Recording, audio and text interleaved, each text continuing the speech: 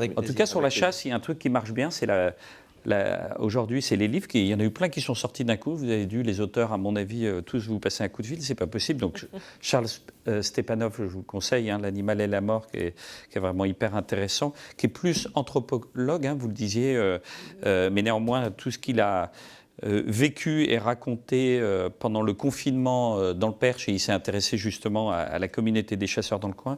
Celui-ci qui est très intéressant aussi sur l'explosion du sanglier en France et sa gestion. Et le vôtre, bon, là, vous aviez envie de vous fâcher avec des copains, en tout cas.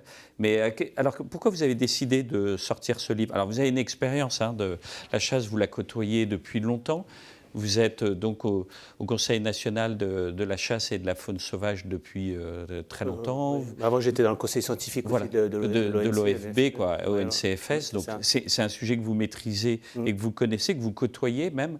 Donc, du coup, vous vous êtes dit un matin, tiens, je vais dire pourquoi les chasseurs ont tué la chasse. Non, voilà, donc en fait j'ai longtemps travaillé avec le monde de la chasse et surtout en Camargue, donc où là il y a une grande diversité de types de chasseurs. Pour être franc, ça date de 2016-2017 avec la conjonction à la fois de deux personnes qui se sont bien rencontrées, qui sont Willy Schren et Emmanuel Macron. Enfin, c'est mon interprétation. Où là on a, pour moi, ce qui s'est passé à l'époque, dès le début, était contre-productif vraiment pour le monde de la chasse. Et je le maintiens, on est 5-6 ans après. La communication qui a été faite, le mode d'abord de la chasse par la FNC, donc, et surtout par Willy Schren, pour moi, amène la chasse dans un mur, quoi. Donc j'essaie un peu de raconter ça, d'expliquer ça.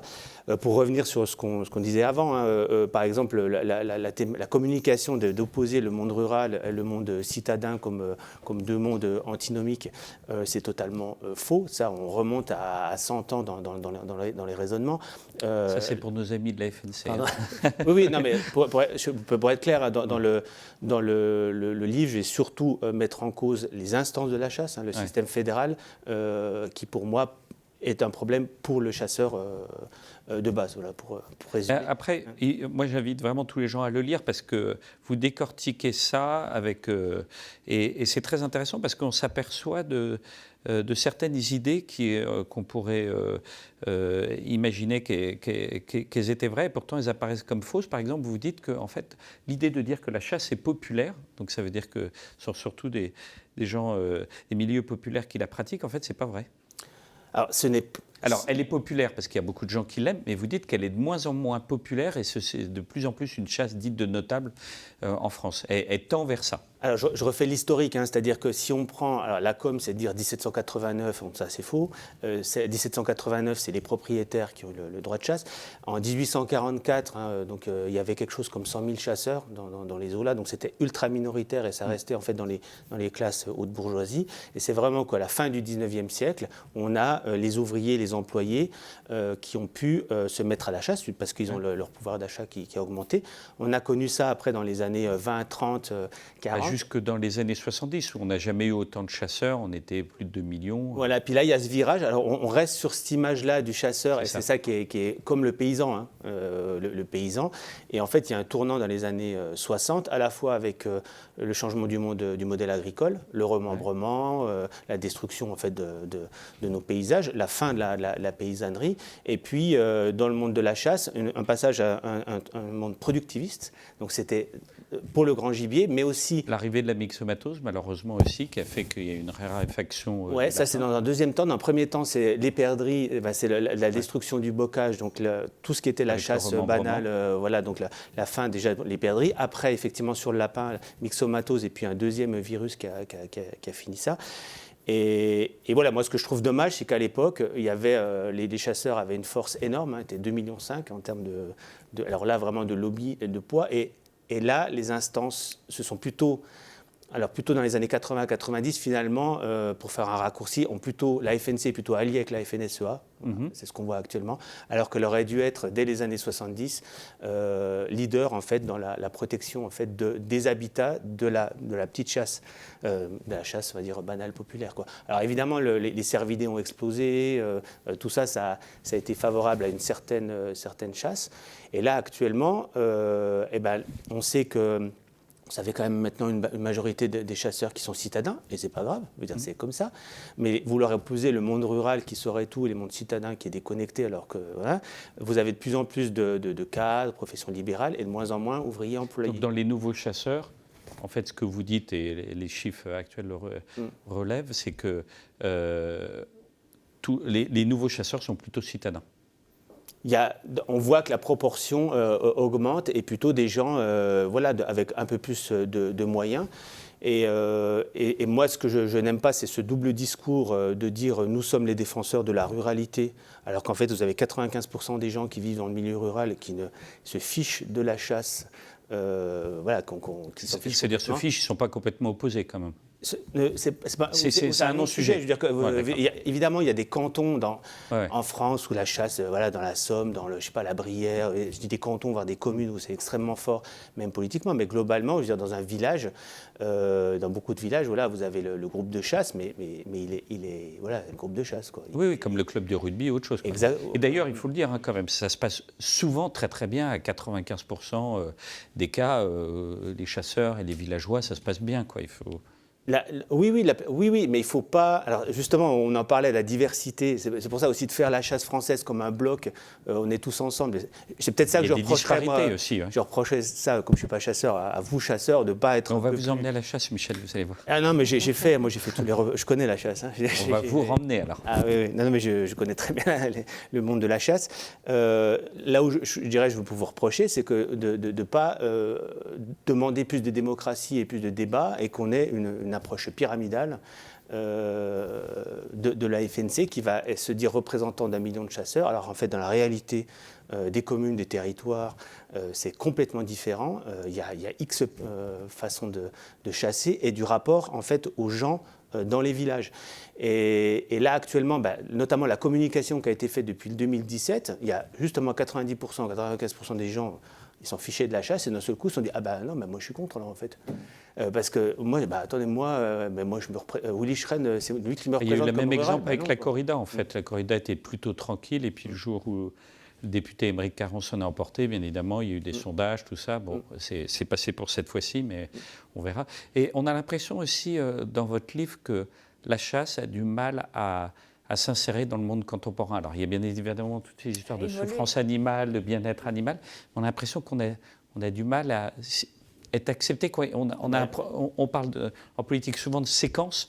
Quand on vous lit, on a l'impression qu'on est dans une mauvaise séquence. Il y a un train de retard. C'est-à-dire que je prends quand on dit démocratisation, en fait, il y a 97% des chasseurs restent des hommes. Donc il n'y a quand même pas beaucoup de compartiments. Vous dites que du coup on manque de femmes pour nous représenter ou parmi les pratiquants. Il faudrait peut-être se poser la question comment ça se fait que dans ce monde de la chasse, elles n'y arrivent pas. On va dire en tout cas il y a un problème. Juste le chiffre. Donc c'est un des rares domaines dans notre société où les femmes ne sont pas arrivées. Normalement on devrait avoir. Alors après c'est dire oui mais les hommes, là on essentialise. Non, normalement on devrait avoir. Il y en a beaucoup qui accompagnent quand même. Oui, mais c'est vrai qu'elles sont sous-représentées, on en a parlé ici avec Daphné. Ça commence de plus en plus à... Oui, mais ça reste un chiffre faible. Qui plumait, hein. Oui. Vous voyez ce que je veux dire. Et non pas quitter à la chasse. C'est un train de retard parce que c'est en train de changer et que la société change et la place des femmes et des hommes dans la société change aussi. Donc, en effet, c'est un peu un train de retard. Et je voudrais juste rebondir aussi sur la chasse populaire. Il y a quand même une chose dont on n'a pas trop parlé, c'est que la chasse populaire des années 70 ou même avant, ne faut pas non plus édulcorer un peu l'image d'Épinal parce qu'il y avait beaucoup d'accidents, beaucoup de braconnage, c'était pas très réglementé, pas très régulé. On faisait aussi un peu n'importe quoi où celui qui était chez lui faisait ce qu'il voulait, il y avait moins de plans de chasse, etc. Donc c'est aussi, je pense que la chasse a voulu s'institutionnaliser, un peu plus régulée, réglementée, ce qui était peut-être une bonne intention. Donc évidemment qu'il faut qu'elle s'adapte et que le modèle pyramidal un peu bête et méchant n'est pas forcément pertinent. Mais au niveau de la sécurité, en tout cas, il y a quand même eu des progrès. Au niveau du plan de chasse et de la protection de certaines espèces, il faut quand même que ce soit encadré, quoi. C'est pas non plus, tiens, je prends mon fusil, tiens, mon gamin, t'as 8 ans, vas-y, prends-le, on va aller tuer un lièvre. Ça peut plus non plus se passer comme ça, comme c'était le cas il y a 1 ou 2 générations, quoi. Et justement, est-ce que par rapport à ce qu'on appelle les nouveaux chasseurs, alors soit ceux qui passent leur permis tardivement, soit ceux qui ont 20 ou un peu moins, 20 ans ou un peu moins, vous n'êtes pas un peu rassuré par le profil et l'état d'esprit de ces nouveaux chasseurs qui se mettent à l'arc, qui sont beaucoup moins dans ces idées de prélèvement? Non, alors, rassuré, je ne sais pas, parce qu'en fait, c'est difficile d'avoir, ou ça n'existe pas, d'avoir des... Moi, j'aurais bien aimé, justement, en faisant le avoir livre, des données là-dessus, les études sociologiques, mais depuis des dizaines d'années. Et c'est vrai que les chiffres, on a du mal à les avoir, parce que c'est les FED qui les ont. Mais on a besoin de travaux de sociologues aussi, mais vraiment sur le long terme pour voir ce qui se passe. Après... là où il faut faire attention, c'est que les nouveaux chasseurs, voilà, ils sont un peu plus citadins, ils vont être nomades. Alors ça a été poussé justement par la FNC avec le permis national. On voit que c'est quand même poussé partout, pour des gens. Mais ça touche pas le. Enfin, moi, je sais pas, le vieux dans son village. Enfin, le vieux, moi, c'est pas péjoratif. Le vieux de village qui a 70 ans, le permis nomade, ça le touche pas du tout, la baisse du prix, quoi. Donc il y a eu quand même une volonté politique d'aller dans un certain sens. Si on va, et c'est un modèle à l'allemande, qui est très encadré, avec des gens très formés, avec effectivement en termes de sécurité, en termes de connaissance de l'environnement, donc tout ça c'est super. Après, il faut faire attention que ces gens-là peuvent être, en fait, n'ont plus de lien aussi avec les gens des habitants. Est-ce que c'est pas justement ce que dit aussi la FNC, c'est un moyen de se reconnecter avec la nature aussi?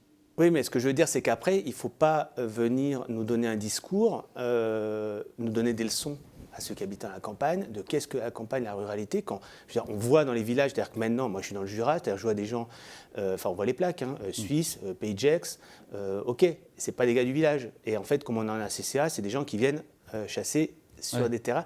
Et ça bascule, parce qu'à un moment donné, l'acceptation, elle est parce que c'est le cousin, c'est le machin, c'est parce qu'on a des deals, voilà, le bois, le machin, donc voilà, ça passe, c'est dans les villages. Quand vous avez des personnes extérieures, il va falloir que le dialogue maintenant se noue, et ça ne va pas venir je dis, voilà, Willy Schren qui va nous donner des leçons, c'est au niveau des communes, au niveau des territoires, comme vous disiez, en fait, des accords qui doivent se faire au niveau local, quoi. Alors c'est très facile, très facile, non, c'est plus facile quand vous avez des grands territoires, quand vous avez sur une grande partie de la France des petits, voilà, des multi-propriétés, vous avez besoin de discuter avec les gens de la commune, et si la commune dit, le dimanche après-midi, on aimerait bien être tranquille, les gens, les habitants, je pense que ça doit être écouté, voilà.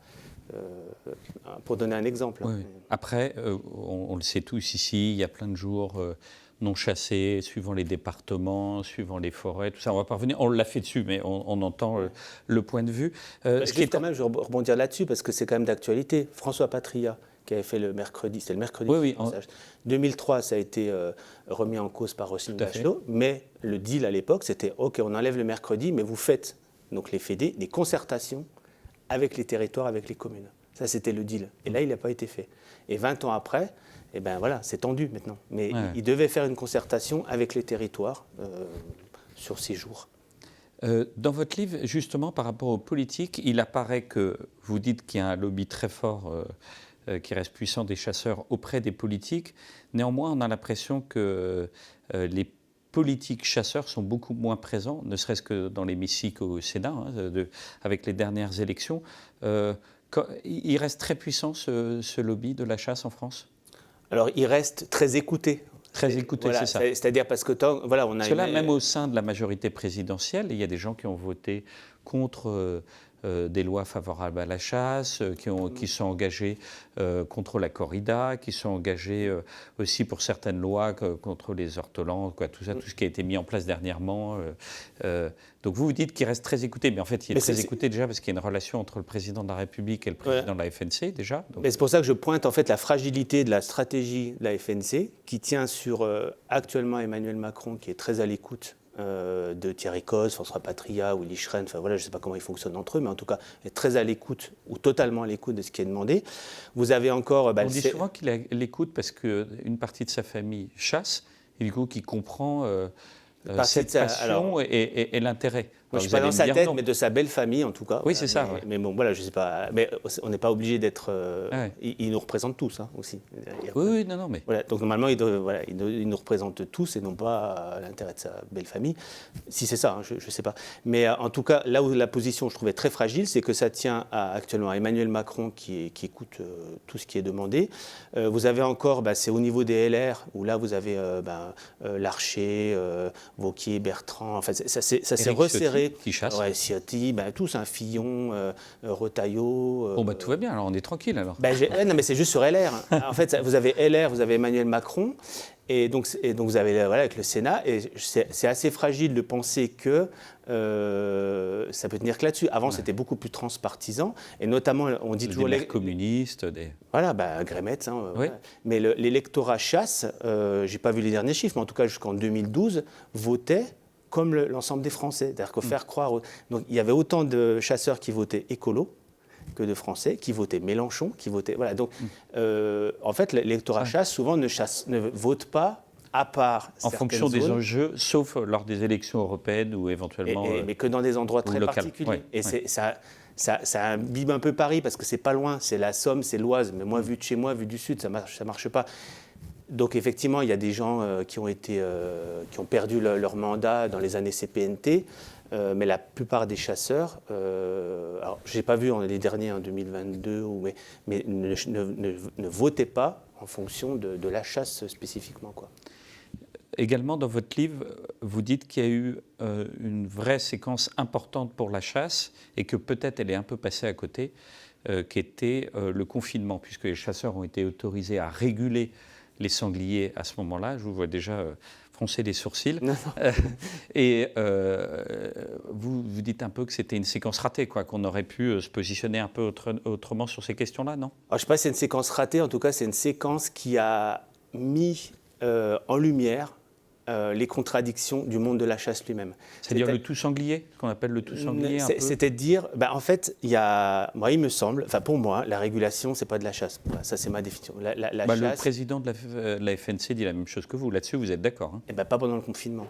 Vous lirez dans le livre. Oui, en fait, mais ça, c'est parce que mais il fallait obtenir certaines garanties. Donc, oui, mais pour moi, c'est justement tout ce qui a été dit, la communication pendant le confinement, c'était pas bien vraiment pour le monde de la chasse. C'est-à-dire, dire pour de services publics, service à des activités économiques, activités économiques d'un tel endroit, voilà. Donc là, on n'est pas dans de la chasse, on est dans de la faire baisser des populations sauvages pour des intérêts économiques, voire sanitaires, mais ça c'est pas prouvé. Et là, en fait, ce qui a été mis en avant, c'est mais là, donc les chasseurs ont dit, mais attendez, solidarité entre chasseurs. Alors nous, les oiseaux, on n'a pas le droit, le lièvre, on n'a pas le droit. Donc en fait, par solidarité, on a dit, le lièvre, là, il fait des dégâts, les faisans, il fait des dégâts, et puis, mais non. Et l'autre, donc déjà, c'était un problème. Donc, c'était quand même très centré sur le sanglier, quand même, vous verrez toutes les citations de Willy Schren et tel que ça a été fait. Et après, l'autre, donc ça a pointé déjà... En fait, ça a mis le débat de la régulation versus le loisir. Donc déjà, ça a fait émerger ça, parce que c'est une contradiction dans laquelle la FNC a du mal à se dépatouiller. C'est-à-dire, la FNC, elle a intérêt de service public, parce qu'elle reçoit... elle n'a jamais été aussi riche, la FNC. Et par contre, les chasseurs n'ont jamais été en si mauvaise position vis-à-vis de la société. Et l'autre point que ça a mis en évidence, c'est toute la filière économique de l'élevage, qui pour moi n'est pas de la chasse, donc qui date des années 70-80, du productivisme et de la consommation. Et là, c'est dire, mais on a 5 millions de perdreaux faisans à écouler, donc là, il va falloir les écouler, donc il va falloir autoriser, parce qu'il faut qu'on les écoule. Mais ce n'est pas de la chasse. Et même, il y avait une demande pour prolonger la période de chasse, pour tirer ces animaux d'élevage, quoi. Et là, pour moi, on était dans les contradictions de la chasse, au moins française, quoi.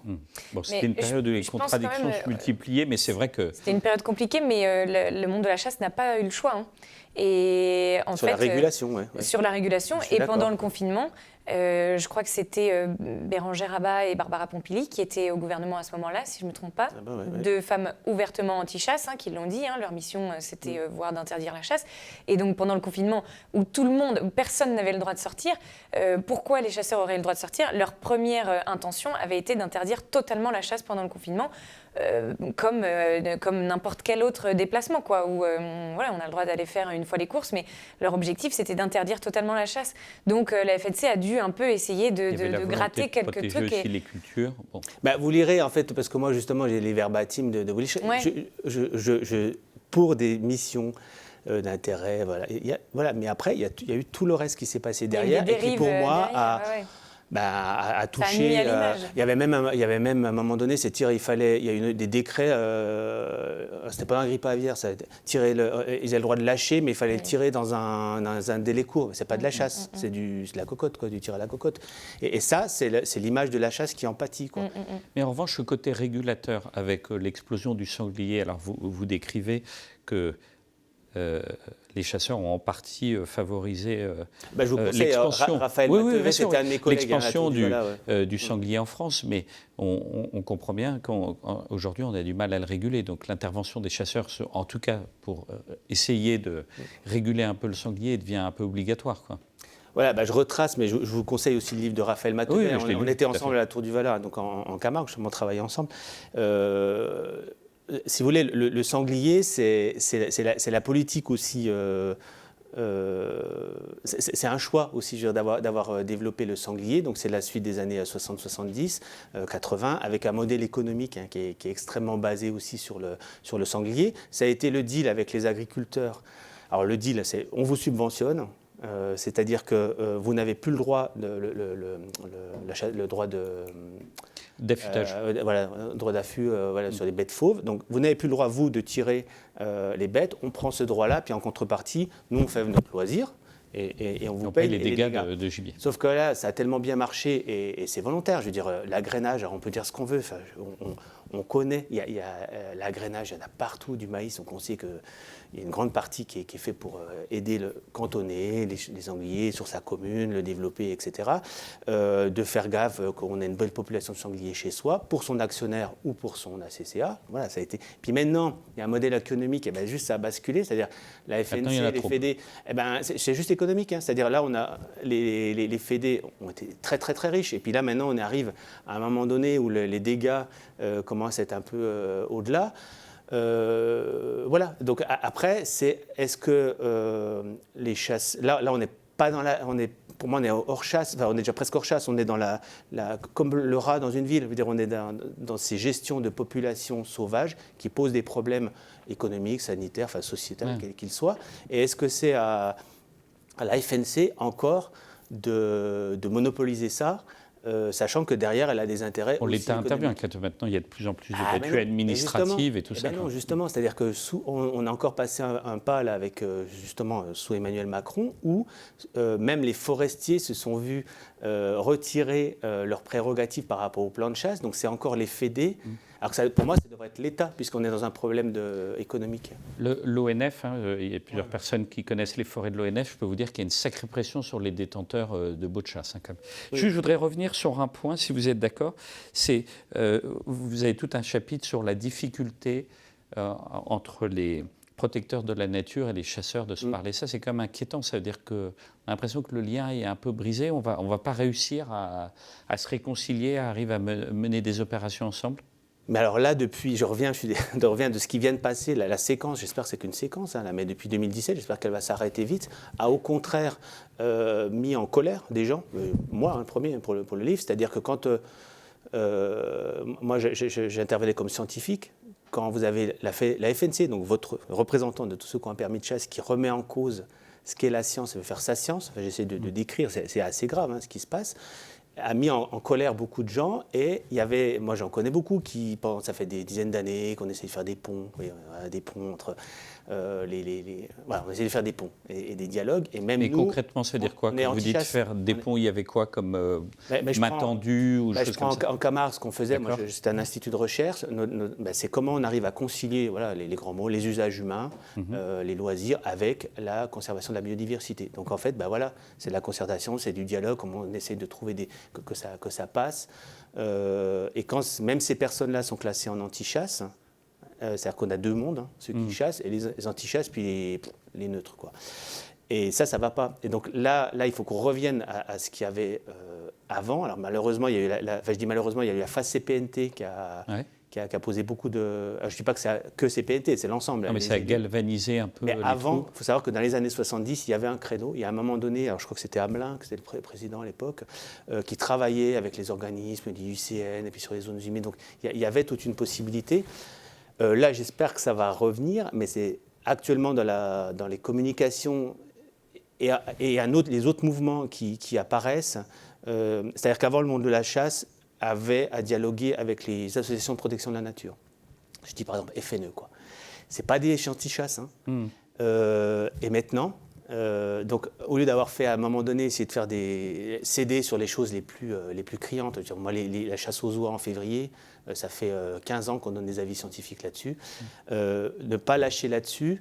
Et ben maintenant, ils se retrouvent en face. Vous avez les mouvements qui montent. Ben c'est vraiment les vrais anti-chasses, mais qui l'expriment donc avec des antispécistes. Où vous avez One Voice, L214, qui ont leurs arguments. Ils ont leurs représentants aujourd'hui, même au sein de l'hémicycle. Quand on voit quelqu'un comme Émeric Caron, qui est très proche de ces mouvements-là, qui dit oui, la NUPES, nous, on veut interdire la chasse. On peut comprendre que ça hérisse la FNC ou certains chasseurs, Bien parce qu'on se dit que la parole va être compliquée à partir du moment où on se retrouve confronté avec des gens qui disent de fait, on veut interdire la chasse. Bien sûr qu'ils vont, mais il y a tout le pan au milieu de gens, dont les scientifiques. Je sais pas, je le décris, c'est ce qui s'est passé sur la gestion adaptative, où vous avez les scientifiques du CNRS, de l'université, qui sont là pour donner des avis scientifiques, ni politiques ni juridiques, qui se font. Le comité scientifique est mis à plat en intégrant des gens. C'est plus qu'ignoré, hein. C'est-à-dire ils sont dogmatiques, ils sont dès qu'il y a un avis qui n'est pas dans la ligne. Donc si vous mettez en cause à la fois les scientifiques et puis les associations de protection de la nature, vous vous retrouvez effectivement et vous mettez tout ça dans un package qui s'appelle anti-chasse.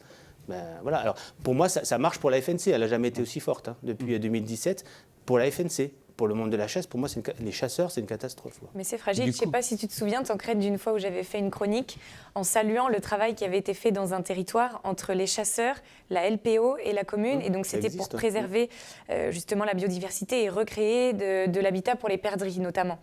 Et c'était super. Et voilà, et les chasseurs, et tout le monde y trouvait son intérêt. Et donc, je focalisais vraiment sur ce contexte-là.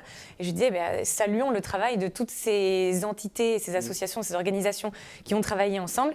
Et donc, il y avait un autre invité qui était scandalisé que je puisse dire que la LPO faisait des choses bien et que c'était bien de collaborer avec la LPO. C'est remonté jusqu'à la FNC qui m'a dit bon, t'as ta liberté d'expression, c'est très bien. T'es quand même un peu gonflé de dire qu'on devrait travailler avec la LPO parce qu'ils sont bec et ongle l'un contre l'autre. Et je trouve ça dommage parce qu'encore une fois, dans des territoires, c'était, je sais plus où ça se passait, mais le travail était vrai et c'était bien et c'était dans l'intérêt commun, quoi. Le naturaliste et le chasseur, on peut distinguer où ils ont plein de choses en commun. On intérêt à ce qu'il y ait le maximum de biodiversité, quoi. Bien sûr. Et là, c'est là où je trouve il manque des travaux, soit de sociologues, de politologues. Mais pourquoi le Lancer, vous savez, c'était l'association des chasseurs, pourquoi elle n'a pas émergé, quoi. C'est-à-dire qu'à un moment donné, et CPNT l'appelait la peste de la chasse, je crois.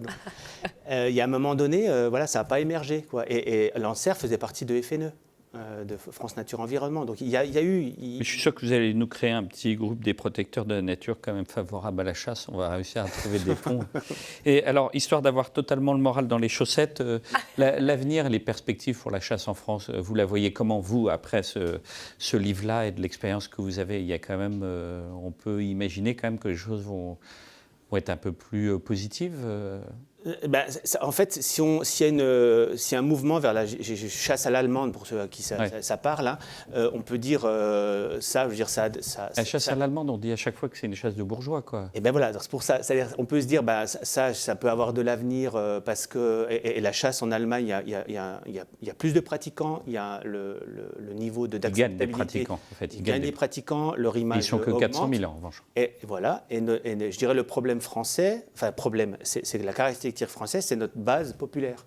Et comment on fait pour que... Oui, mais justement, c'est quand même dur d'exclure une partie de la population sur ce... Eh bien, il ne faut pas. Moi, ah oui, d'accord. Ah ben non, mais je ne veux pas... il ne faut pas. On doit préserver ça. Mais actuellement, la voie qui est prise, je trouve, va vers cette... Donc on irait vers une chasse à l'allemande, vous dites?